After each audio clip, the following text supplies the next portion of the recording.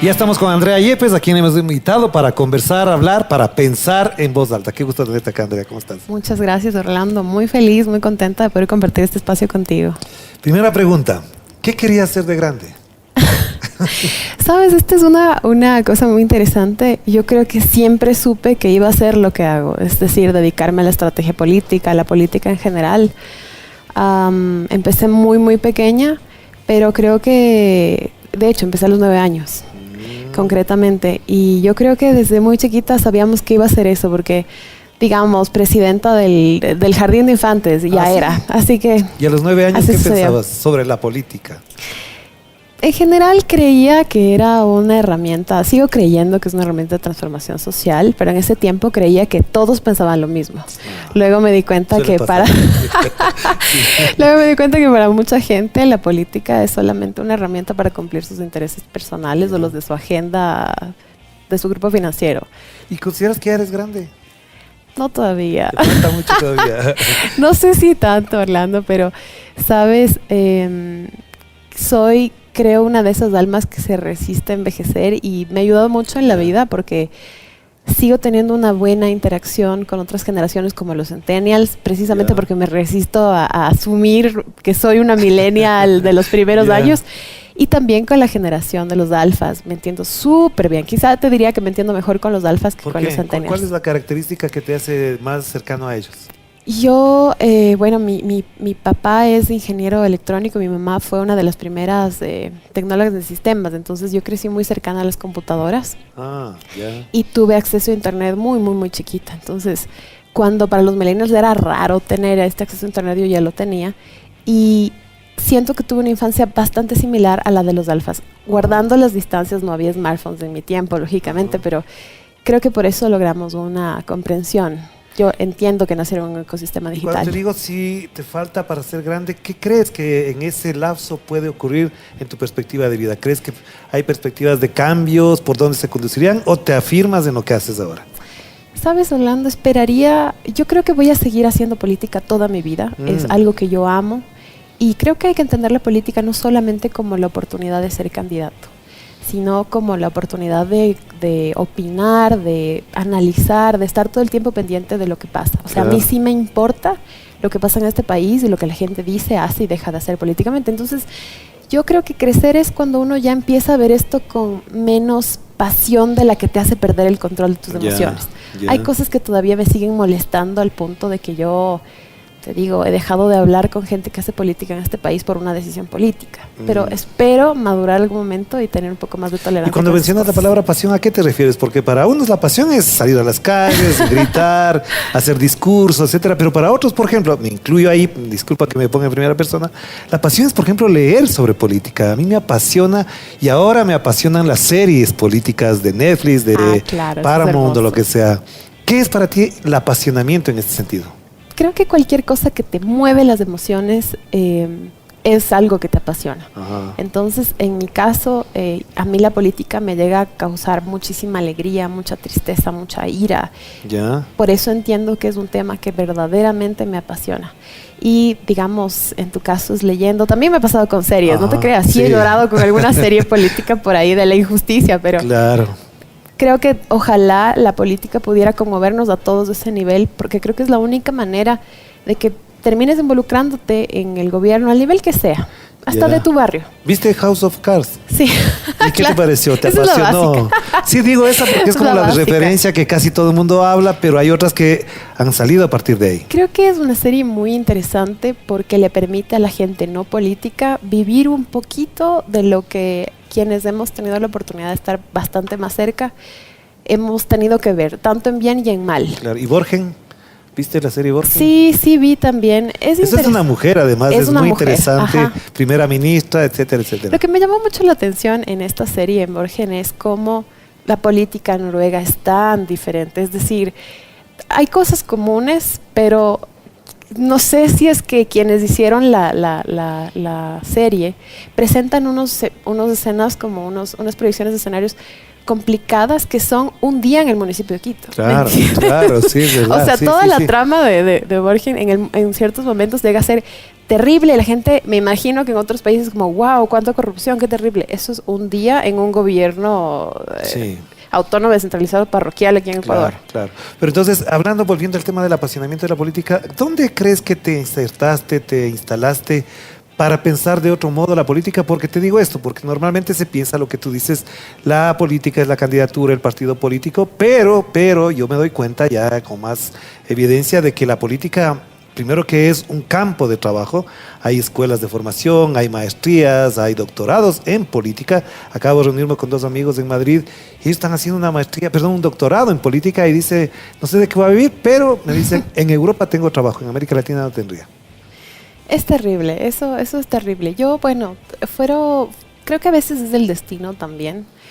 El involucramiento inicial, yo no sabía que era parte de una agenda política partidista, por ejemplo, sin serlo. Yo me involucro por primera vez en política en estas agendas de los derechos de niñez y adolescencia. Luego entendí que esto fue una de las iniciativas que emprendía Izquierda Democrática. Claro, hace muchos años. Hace mucho tiempo. Sí. Y que ellos intentaban como formar este grupo de niños, líderes, que luego iban a hacer política partidista, bla, bla. Entonces, fueron algunos pasitos que me fueron llevando. Pero, ¿sabes algo que a mí me marcó muchísimo? Es en 2000, no recuerdo, pero yo tenía como 15 años. O sea, entonces, hace poquito. Ni tanto. Yeah. Y yo en ese tiempo estaba trabajando muy fuerte temas de activismo ecológico, transportes alternativos, bla, bla. Bueno, larga historia corta. Ganamos un premio internacional con mi equipo y fuimos a Suecia. Y en un taller nos pasan una hoja. Y en esa hoja teníamos 2 columnas. La una decía activista y la otra decía decisions maker en inglés, que significa el tomador de decisión. Ajá. Entonces el taller se trataba de que tú escribas en la columna como activista qué querías que pase sobre transportes alternativos y qué querías que el tomador de decisión haga en función de lo que quieres. Y fue como una epifanía para mí porque entendí que el activista nunca tomaba la decisión. Me di cuenta que por más maravilloso que sea el sueño que tengas de activista, si un tomador de decisión no apoya tu idea, no puedes hacer la realidad. Y al mismo tiempo, cuando el activista pasa a ser el tomador de decisión, no hace todo lo que como activista exigía al tomador de decisión. Totalmente. Claro. Entonces, me di cuenta que la política tenía todas estas dimensiones. No era suficiente con soñar cosas que querías que cambien en el país, en el mundo, sino que tenías que involucrarte en la toma de decisiones. Así empiezo a dar como mis primeros pasos en el tema de la política más partidista, más electoral, pero claro, si estás muy chiquito y entras de ese mundo es una decepción asegurada. Porque cualquier persona que tenga ese corazón de activista, que sueñe como un joven idealista, se va a dar en la cara con el sistema político, cómo funciona. Pero ya de las condiciones del sistema, porque el sistema está más o menos planteado para la disputa. Pero una de las cosas que me preocupan siempre cuando hablamos de política es, la gente cree que además la política es cochina, corrupta, etcétera. Pero también la parte apasionante de la política es cómo se analiza, cómo se percibe el comportamiento humano. ¿Cómo ves la diferencia entre el comportamiento de un político y el comportamiento de un activista, por ejemplo? Creo que el político mide una dimensión distinta del activista. El activista, y porque yo lo fui, puedo decirlo. Activista. Es decir, fui activista y luego estuve ya ejerciendo nunca en la política electoral como tal, aún. Creo que no es momento aún para mí. Pero sí muy cerca de tomadores de decisiones, tratando de guiar sus pasos. Entonces, yo te diría ya en la experiencia que la diferencia entre cómo ve la política un activista y cómo ve un tomador de decisión es este margen de lo posible. El activista dice, suspendamos todas las importaciones de plásticos del Ecuador. Pero el tomador de decisión tiene que... O no explotemos el Yasuní. Bueno, muchas cosas que el activismo dice desde el apasionamiento profundo por este ideal, pero sin tener en cuenta esta arista de lo práctico y lo posible. Además de que tú como tomador de decisión tienes que escuchar al activista, pero tienes que escuchar a 10 grupos más, los señores que venden fundos de plástico. Entonces, lamentablemente, puede ser que el tomador de decisión tenga la intención política de hacerlo, pero hay que pasar un proceso de que estas personas que venden plástico puedan cambiar a otro giro de negocio, etcétera. Entonces, toma un poco más de tiempo, incluso si existe la voluntad política. Entonces, A veces el activismo, por el apasionamiento que conlleva, te implica que no veas el 100% del problema o el 100% del escenario, sino solamente tu interés y no este panorama súper amplio que es complicado de llevar, por más voluntad política que tú puedas tener. ¿Cuál ha sido tu mayor decepción hasta ahora en la política? Ay, tantas. Pero la mayor, la que dices, de esa no vuelvo. Yo creo, y no te voy a dar nombres porque trato siempre de si no hay nada bueno que decir, es mejor callar, y eso le haría muy bien a mucha gente. Sí, hoy vi justamente un escándalo de uno de los líderes de Izquierda Democrática que dice que las mujeres se tienen que quedar en la casa cocinando por poco y que por eso no hay mujeres en la política. Dios mío, claro. Para decir eso es mejor no hablar. No hablar, así es. Yo creo que creí muchísimo en la causa de una persona, en específico a quien acompañé. Yo creí que esta persona tenía un interés real de demostrarle al mundo que todas las personas, independientemente del estrato social del que vinieran o de la etnia a la que pertenecieran, pueden ser buenos gobernantes. Y luego entendí que esto era, que aunque yo me lo había creído y estaba tan cerca del proceso, era solamente marketing. Yeah. Entonces fue una decepción muy grande para mí. Fue una decepción muy grande. El cómo, te digo, yo soy una defensora, pero en la única cosa que me considero radical es en la defensa de las causas indigenistas. Y por una casualidad, algún día tuve que preparar un trabajo muy grande sobre los derechos de los pueblos indígenas en el contexto del tema de la OIT y la consulta previa. Y entendí cosas muy profundas sobre por qué la causa y la lucha es de tanto tiempo y tan fuerte. Entonces, usar eso como una estrategia de marketing me parece muy poco ético. Perverso, además. Perverso. Porque además del colonialismo es una de las cosas más perversas que ha ocurrido en el mundo en general, no solamente en el Ecuador. Sí, te lo digo de corazón, fue la cosa más horrible que tuve que... Me estoy imaginando al personaje, no quiero mencionar, pero bueno. Sí, pero a ver, tal vez sí. Cuando tú mencionas este asunto del apasionamiento, de la decepción, una de las cosas que a mí siempre me preocupan de la política es que la gente generalmente entra con mucho idealismo, poco a poco va aterrizando y llega a decir, esto es así es la política. ¿Cuánto pesa la realpolitik en la toma de decisiones de quién tú puedes asesorar o a quién puedes acompañar en un proceso de ejecución, de realización política? Un 60%. Ya. Yo te diría que hay gente con mucha capacidad y verdadera buena intención, pero que lamentablemente tiene que hacer política en un sistema que está corrompido desde su raíz. Es decir, que al llegar tiene que adaptar sus decisiones en un 60% a lo que este sistema le exige para poder subsistir políticamente. Entonces, eso es un sistema perverso en el que vivimos, pero la única manera, y en esto... Yo recuerdo siempre, hay un político que yo estimo muchísimo, que es Norman Wright. Es una persona que estimo mucho a nivel personal. Y recuerdo un discurso que él tuvo en la Asamblea Constituyente. Siempre lo recuerdo, siempre le recuerdo también. Sí, me acuerdo, yo estuve ahí.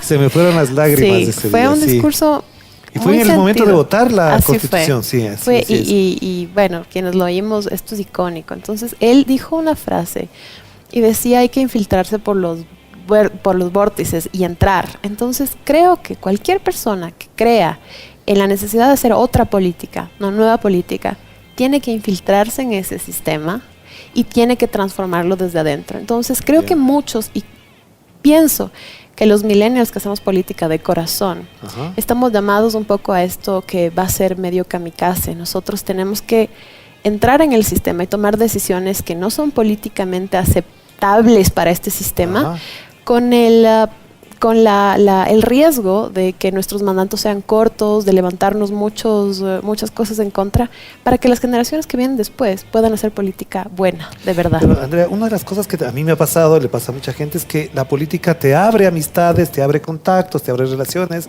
A veces en el ejercicio mismo puedes viajar, ir a conferencias, etcétera, pero también te ganas enemigos, te ganas adversarios, gente que sin conocerte te trata mal. ¿Cómo valorar eso y cómo procesar, además, para que eso no sea una condición de que te quedes quieta, te alejes de la política o te vuelvas como ellos? Creo que es importante lo que yo le llamo el cable a tierra. Muchos le llamamos el cable a tierra. Aunque te dediques a hacer empanadas, no todo el mundo le van a gustar tus empanadas, eso es así. Si te dedicas a hacer política, no todo el mundo va a votar por ti, no todo el mundo va a compartir tu opinión. Uno tiene que entrar con una paz y con una solidez espiritual muy fuerte a la política, recordando de dónde viene, para qué está aquí, a quién responde y recordando quién es. Porque yo pensaría que la política es como esta cueva donde hay un montón de voces que te están diciendo cosas y puedes empezar a tener paranoia. Desde todos, nadie te quiere, todos te persiguen y la gente se vuelve loca. Entonces, este cable a tierra, mientras uno no tenga bien claro quién es, lo que quiere, y no tenga este cable a tierra, no debería hacer política aún. Esa es una de las razones por las que yo no he hecho política electoral aún. Yo estaba buscando partidista, porque el poder seduce, enamora, el poder es lindo, es como una golosina, pues en pocas. Entonces, obviamente, tú no quieres dejar eso cuando lo tienes. Claro. Y tienes que tener algo que te recuerde quién eres de verdad, o te olvidas de quién eres simplemente. El día que tú ganas, tú puedes ser la persona más humilde del mundo. El día que ganas y tienes un puesto de mucho poder, al día siguiente te están golpeando y diciéndote, oye, tu primer Mercedes, mi avión privado para ti, no sé qué. Entonces la gente empieza a perder su norte. Mientras no tengas claro tu norte, tu objetivo, y mientras no tengas ese cable a tierra, sea tu familia, sea tu novio, tu perro, el bosque, lo que fuera, no deberías de hacer política. Creo que es la única manera de no perderse. Ahora que lo mencionas, me recuerda una frase de Frei Beto, que en alguna vez lo entrevisté y él me decía, la cabeza piensa según donde se pisa. Y eso me parece que coincide con esto en este momento. ¿Hasta dónde los políticos tienen la cabeza puesta donde pisan? Porque yo veo que incluso cuando ya comienzan a disputarse cuestiones de poder, se quedan en la disputa de poder y se olvidan de la gente. Eso es de las cosas más trágicas. Tienen la cabeza donde pisan y normalmente cuando empiezan a gobernar pisan en una nube y se desconectan de todo. Por eso el cable a tierra siempre tiene que estar presente. Yo no confío en el político que viene supuestamente de una base, gana y 2 meses después ya ni se acuerda de dónde viene. Porque hay algunos que ganan y de hecho vienen como representantes de... ¿Qué te digo? De cualquier territorio del Ecuador. Y luego empiezan a pasar más tiempo en Miami que en Ecuador. O a comprar ropa en Miami para decir que también, sí. Entonces, como que la ropa de Pelileo no sirviera. Exacto. Entonces, quiero decir, si tú estás electo asambleísta por el territorio que sea, tú no puedes desconectarte de ese territorio. Porque para empezar, en una lógica ideal, tú deberías llegar a ese espacio de representación porque representas a esa gente. Y si esta gente no está en contacto contigo, entonces, ¿cómo? Al final te estás representando tú a ti mismo. Esos son los problemas de la democracia en la forma en la que la vivimos. Tú mencionaste ahorita una palabra, cable a tierra, mi perro, la casa. ¿Con quién haces cable a tierra? ¿Qué es lo que te ata a la tierra para que seas consecuente con lo que estás diciendo? Para mí, mi familia. Yo siempre... tengo una brújula ahí. Mis papás son gente, los mejores que yo he conocido, los mejores seres humanos que yo he conocido.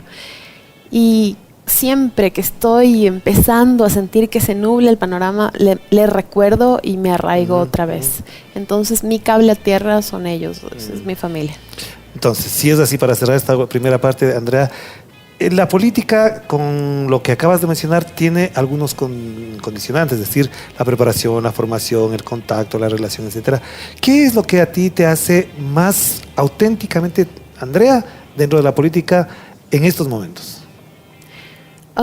Yo creo que en este último tiempo he hecho todo el esfuerzo que he podido por instaurar un estilo para hacer política y análisis político, que es, primero, contarle a la gente la verdad con manzanas. Entonces, creo que esos serían 2 elementos importantes. Yo hago porque es muy fácil, Orlando, para las personas que hacemos política y que tenemos una formación técnica en política, hablar al nivel del técnico. Entonces, que voto duro, que no sé qué voto blando, segmentación del territorio, no sé qué. Pero eso lo que hace es quitarle la oportunidad a la gente que es la usuaria, beneficiaria y afectada de la política, el poder hacer política. Creo que es una tarea cívica de quienes entendemos la política, hacerla comprensible para los demás. Entonces, esa es mi tarea y eso es lo que hago ahora. Vamos a hacer la pausa, entonces vamos a seguir conversando sobre política, pero algo muy particular que es de Andrea. Ella tiene una cuenta de TikTok que la ve mucha gente, que la comenta mucha gente, y yo por supuesto soy su fanático. Gracias.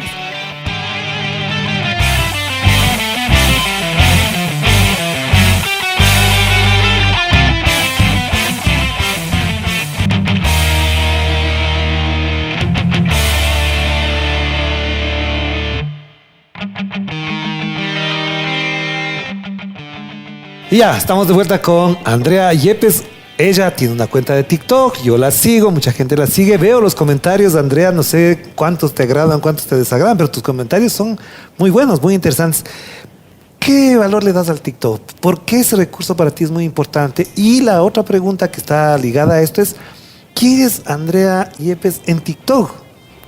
Porque hay que hacer un nivel de actuación. Claro, totalmente. Sí. Eso es una cosa que a las generaciones jóvenes no les causa sorpresa. Pero a las generaciones más adultas sí, porque piensan que es como tu cuenta oficial de yo soy la personalidad X. TikTok es un espacio donde la gente entra a relajarse, entra a scrollear una hora, a reírse un rato, a ver un baile y por ahí a enterarse de alguna cosa que le construya, una noticia científica, una noticia, educación en general.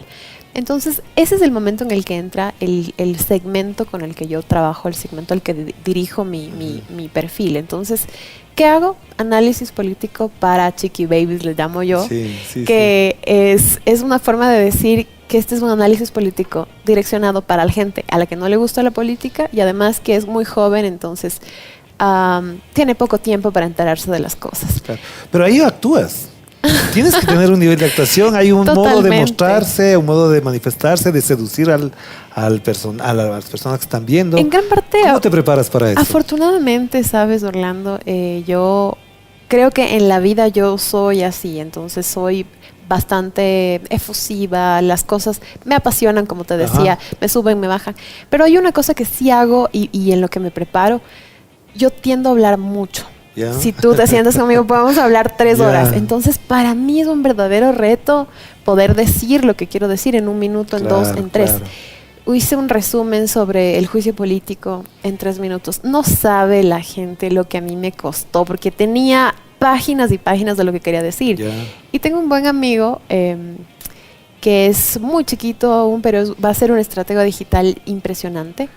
Y Martín me dijo, mira, escribe 5 páginas, pero luego coge párrafo por párrafo y ponle prioridad 1, prioridad 2, prioridad 3. Y el video solamente prioridad 1. ¿Sabes cómo me cuesta los prioridad 4? Porque yo digo, es que esto también, sí, esta idea también, pero me toca cancelarla. Entonces, esa es la parte en la que yo más sufro, te diría, al hacer los videos, al tener. Y otra cosa, yo desde muy pequeña siempre tengo un lenguaje muy técnico, muy académico para expresarme. Es una cosa de mi personalidad. Pero no se nota. no estoy notando nada. He trabajado muchísimo en este último tiempo para poder comunicarme con las personas a las que no les gusta la política. Claro, precisamente. Claro. Pero en realidad, ¿en qué se parece la Andrea que tenemos aquí delante con la que aparece en TikTok? ¿Dónde está la diferencia o cómo te planteas esa distancia que hay que tomar? Hay que tomar de todas maneras. Aquí estamos conversando más ligeramente, pero cuando uno se monta en un personaje dentro de del TikTok, es otra cosa. Te diría yo que en TikTok soy bastante más amigable de lo que soy en persona. Esto de que hable poquito en realidad me cuesta un montón. Afortunadamente, y te digo esto, Orlando, mi personaje en TikTok no es tan distinto de mi personaje en la vida real porque así lo creé.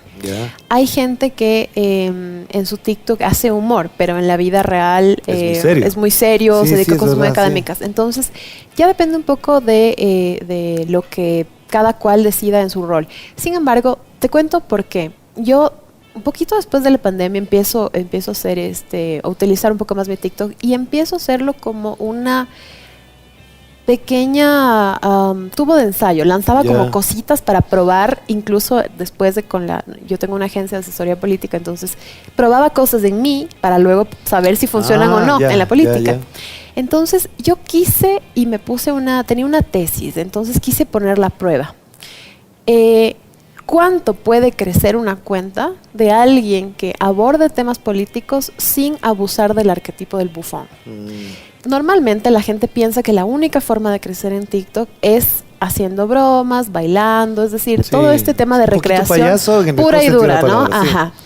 Yo quise hacer algo que no implique ese tipo ese arquetipo. A ver cuánto crece. Y me di cuenta que existía un mercado grande para ese tipo de contenido y que además no eran gente adulta, era gente muy joven.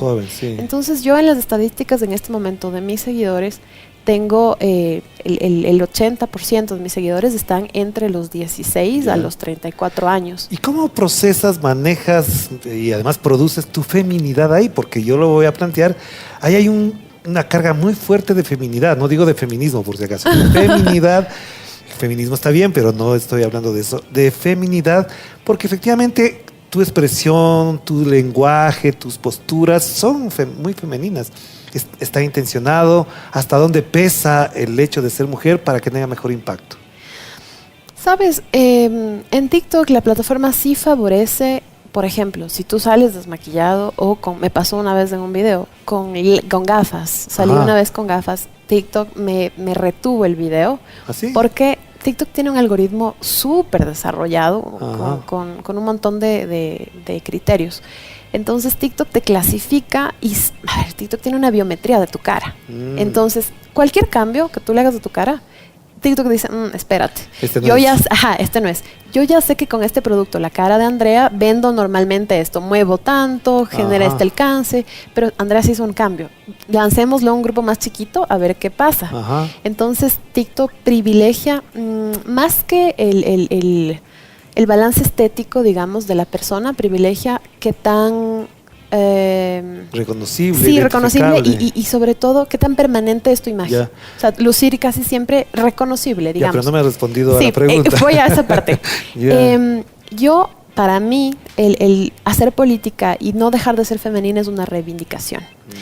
Por mucho tiempo a las mujeres se les obligaba a masculinizarse para hacer política. Por eso mismo te Entonces, era como que por poco tienes que lucir como un hombre duro y recio para poder hacer política. Entonces, de hecho, que en algunas personas, mujeres en Europa, se vistieron con terno, con corbata para poder entrar en la política también. Tenemos el clásico Angela Merkel. Angela Merkel extremadamente sobria en su vestimenta y todo. Bueno, yo creo que más allá de la reivindicación de que toda mujer, por ser mujer, debería poder hacer lo que quiera, político, lo que sea, también creo que, y yo destaco mucho este valor para la generación Z, que es fundamental, que es la autenticidad. Tú tienes que ser lo que eres. Entonces, te vistas como te vistas, hables como hables, gesticules como gesticules. Tienes que ser quien eres y esa es una de las bases fundamentales para la construcción de un personaje en TikTok. Pero eres seductora en TikTok. O sea, no voy a dejar de mencionarlo.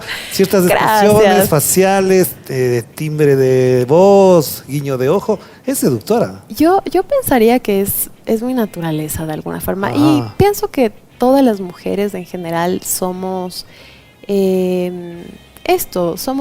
las mujeres somos atractivas por naturaleza. Entonces, no creo que esto deba ser motivo de autorrecriminación. Tengo que disminuir mi nivel de carisma. Tengo que, si así eres, preséntate como eres. Y entonces viene una pregunta que, a propósito de ciertos comentarios, parecería que hay una indefinición de tu parte en cuanto a tu postura política cuando hablas de determinados temas.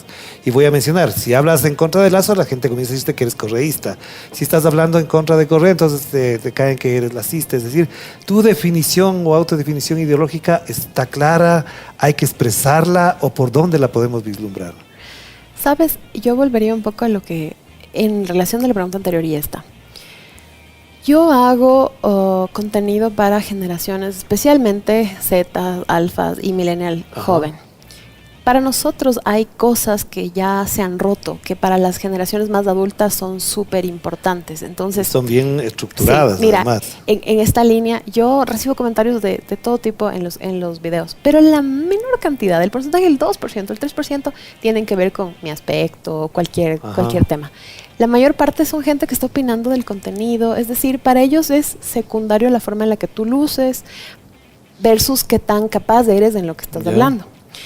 En esa misma línea, para ellos, lo que está bien, venga de donde venga, y lo que está mal, venga de donde venga. ¿Crees que ahí sí hay una diferenciación generacional Totalmente. fuerte? Yo creo que, mira, para las generaciones más adultas, superar la polaridad Correa-anticorrea es casi un imposible. Y gente muy inteligente que vive enfrascada en esa polaridad, Correa-anticorrea. Entonces, creo que para las generaciones jóvenes eso no es tan importante. pueden rescatar cosas buenas que ha hecho Correa y pueden hablar de cosas no tan buenas que sucedieron en su gobierno, sin que eso le genere una pasión, un odio. En el sentido de mi contenido, yo lo que intento hacer siempre es plantear, ojalá, los dos lados, y tratar de ser lo más objetiva que puedo, porque al final todo ser humano es subjetivo, pero siempre, ¿no?, tiene uno una Así carga es, ideológica, totalmente, por formación, por totalmente. deformación, por lecturas, por influencias. Yo, por ejemplo, diría, tengo la gran influencia de Fernando Pessoa, el poeta portugués, etcétera. Y uno se pregunta, ¿y él de qué era? ¿De izquierda o de derecha? Digo, no, a mí me apasiona el modo de ver la vida que él tenía. Menciono un solo caso, pero ¿te autodefines o no? Yo creo que sí, pero trato de que esto no influya en mis videos. Recibo muchos comentarios de personas que me dicen, bueno, pero ¿cómo votamos? ¿Pero qué opinas de él? Pero, y Correa sí, Correa no, Lasso sí, Lasso no. Entonces, mira, yo con el presidente Lasso a nivel personal, nada. Es decir, no tengo opinión sobre él, porque su vida es su vida. Solamente que hay, y su gobierno también es su gobierno, pero hay cosas puntuales de su gobierno que simplemente me parecen complicadas y hay que hacer un análisis de eso. Entonces, trato de ser lo más objetivo que puedo para que la gente haga el esfuerzo de generar su propio criterio. Y otra cosa que siempre da vueltas cuando se habla con alguien que hace consultoría política, es vivir el mundo. ¿Cómo vieras el mundo? Porque parecería que el mundo está tendiendo hacia la derechización, hacia un catastrofismo muy marcado. Parecería que no encontramos la vía del progreso y que es todo darse las vueltas. ¿Cómo miras el mundo desde tu perspectiva? Yo creo que el sistema democrático como modelo de gobierno está en sus últimos tiempos. Ni siquiera siento que es un problema de derecha e izquierda. Siento que así como en el tiempo de cuando la monarquía se acababa y empezábamos la democracia, había esta sensación de algo va a pasar. Es lo mismo que yo siento ahora. Porque estamos viviendo, creo que somos las últimas generaciones que todavía entendemos como que la democracia es un sistema de gobierno que algo puede hacer. Pero para la gente más joven, ese sistema no funciona, no existe. Ni lo entienden, ni lo respetan, ni quieren ser parte de eso. ¿Y cuál se podría considerar la alternativa a eso? ¿O dónde se está construyendo la alternativa a eso?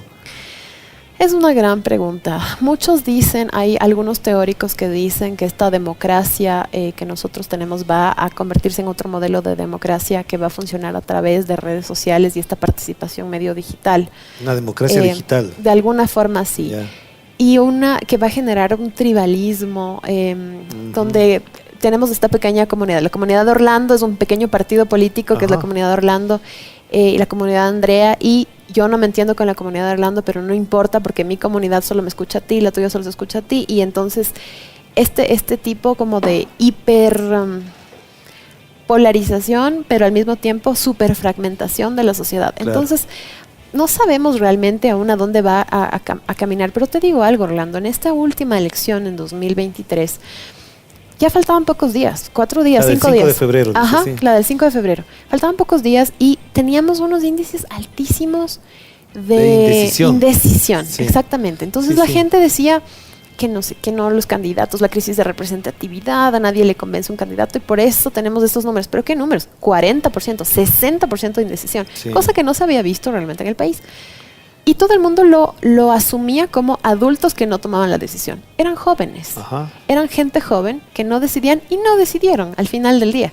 Muchos anularon y otros llegaron y votaron por el primero, el que les pareció más guapo. Pero ¿eso qué te está diciendo? Que hay... Que la democracia no funciona. Cuando se trata de gente joven, la democracia como tal no funciona. Es decir, no les conquista, no les captura, no la entienden. No saben por qué, para qué. Y va a ser muy difícil que ellos... Pero una cosa es lo que piensa la gente, pero otras son las instituciones que se han ido desarrollando. Por ejemplo, instituciones más horizontales en algunos aspectos, en otras más autoritarias y verticales.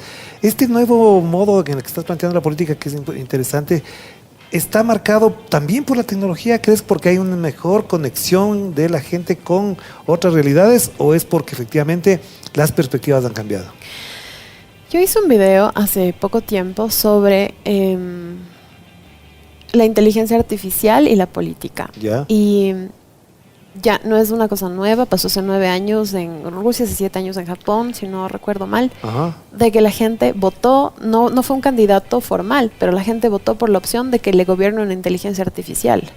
Te garantizo que si eso fuera una opción en Ecuador y la gente joven pudiera votar por esa opción, muy probablemente no este año, pero tal vez sí en 5, votarían para que una inteligencia artificial se haga cargo de los problemas del Ecuador. Entonces, ¿qué ofrecía la inteligencia artificial? Pensar 9 veces más rápido que un humano, responder o resolver problemas desde la absoluta objetividad. No es coimable la inteligencia artificial, no le puedes decir, dame este contrato. Pero le puedes programar. Claro, ahí viene el problema, la contraparte de eso es que siempre una inteligencia humana va a programar la inteligencia artificial. Exacto, y finalmente la inteligencia artificial responde a esta programación. A la persona que programó. Sin embargo, no sé si es que esto pueda irse corrigiendo en el camino. Sé menos de lo que desearía sobre la inteligencia artificial ya claro. en su magnitud amplia, pero te digo, está creándose también no recuerdo si era Noruega precisamente, el primer partido político que es liderado por una inteligencia artificial. Sí. Entonces, bueno, tal vez no sean intentos que van a consolidarse en este momento, pero ya hay una intención de al menos involucrar la tecnología o meter a la tecnología en algo tan precario y prehistórico como las formas que tenemos de hacer política. Pero también al mismo tiempo hay, no digo que sean abundantes, pero hay experimentos, por ejemplo, de retroceder más bien a la tribalidad, al localismo, a ciudades lentas, a ciudades más calmadas, trabajos donde haya 4 horas de trabajo, 2 horas de ir a la casa a almorzar y después regresar al trabajo y a las 7 de la noche todos en la familia. Es decir, también hay unos movimientos, digamos, entre comillas, regresivos hacia formas más humanas de convivencia. Y creo que eso va a seguir, va a continuar. La inteligencia artificial se va a comer el trabajo de un montón de gente dedicada a hacer robots, los técnicos. Y lo único que la inteligencia artificial no puede hacer es ser un humano, la creatividad, la sensibilidad de un humano. Entonces eso va a empezar a tener valor en la sociedad, como fue hace mucho tiempo. Por ejemplo, el artesano que ponía su detalle especial en lo que hacía, va a tener mejores probabilidades de tener un empleo que el diseñador gráfico per se, porque ahora das un clic y tienes un logo. Así es. Entonces, creo que sí, estamos avanzando hacia un cambio fuerte que todavía no alcanzamos a definir. ¿Y ahí cómo entra la política? Te planteo esto porque me has dejado preocupado con una cosa que dijiste antes. Si la inteligencia artificial va a suplantar la actividad democrática política, ¿la política cómo va a ser entonces? ¿O cómo se plantearía ser la política en esa dimensión? Esto suena siempre a una película de ciencia ficción para quien no está marcándole el paso, efectivamente. No es Mira, Orlando, en este último proceso electoral, aparentemente existieron 8 incursiones distintas al sistema informático del CNE que pudieron o no pudieron, porque no se ha hecho una investigación, alterar los resultados. Entonces, esto solo va a ir a peor. Cada vez que exista más involucramiento de sistemas tecnológicos, computadoras en las elecciones, desde el que cuenta los votos hasta la publicidad de la campaña. Entonces, si tienes cada vez más tecnología inmersa, no puedes tú no estar al tanto de cómo funciona esta tecnología para hacer política. Entonces, los nuevos militantes de la política tienen que ser personas que sepan código, personas que sepan utilizar inteligencia artificial, personas que no les coja de nuevo un sistema informático o un algoritmo de TikTok. Ya ni siquiera saber manejar el celular. Exactamente. Entonces, es entender cómo funciona un algoritmo. Interesante. Ojo, esto es clave para seguir conversando. Creo, Orlando, que esta visión que es súper antigua de la política que se hace en un cuarto con sillas plásticas de compañeros, con pizarrón, con pizarrón. Claro. Esa es una política que yo no le quito la importancia de eso. Sí. Esa conversación humana es necesaria, pero no puedes disociar eso de la importancia de que en tu proyecto político exista esta capacitación en lo que va a ser un elemento fundamental para que puedas ganar hacia el futuro. Pero perdón, solamente te interrumpo ahí, que ya me picaste con esto. Esto ocurre en sociedades conectadas, con alta conectividad, con acceso a la información y al Internet. ¿Pero el Ecuador no está todavía para eso o crees que sí?